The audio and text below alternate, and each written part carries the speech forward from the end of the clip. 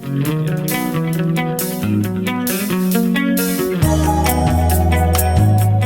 me, one of the big things is I work outside. It's pretty. Being in Tri-Cities, the winter months aren't so bad. You have like 2 weeks of snow, so it's no big deal to be outside. It's healthy.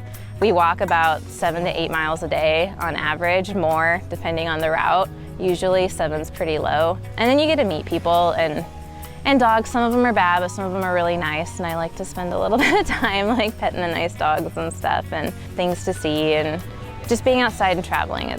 I feel like it's good for you. Good for the soul.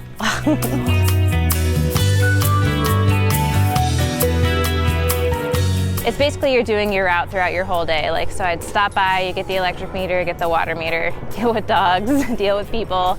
And then once your day is all wrapped up, you go back inside, you download all your work into the main database, and then you upload your route for the next day. A lot of times, like, some routes are longer than others. Like, usually we have 200 to 250 houses a route to do, but some of the newer developments, since the meters are like right there, right there, right there, it'll be like 400 houses. So sometimes you take longer, sometimes you don't. As long as you get your work done in within 3 to 5 days of the month that it was read before, you're fine.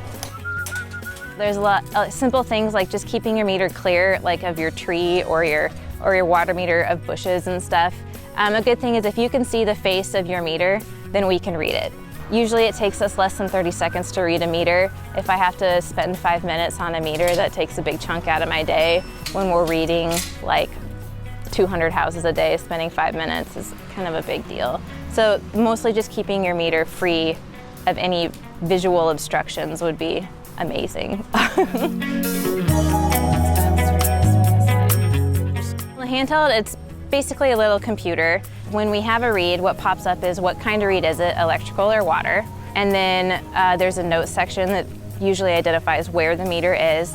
Also, it has the address and the name of the customer, just in case something happens that we need to know that.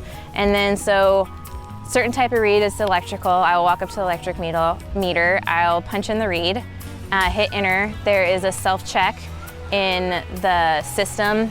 Say the read I entered is way higher than it was last month. There's a self-check that notifies you and it says way too high, high too. So double check it. So you have to go back to the meter, check it to make sure that you didn't incorrectly put a read in. And then for your water meter, it's basically a long stick with a handle just so we could lift up the lids really easy. So I'm not have to bend down to hand pull up all the meter lids.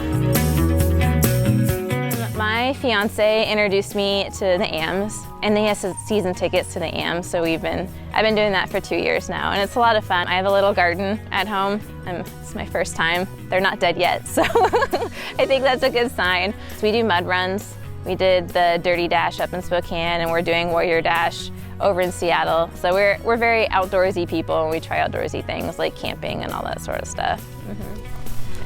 Hi, I'm Whitney Petersen. I'm a meter reader for the City of Richland, and I am Richland.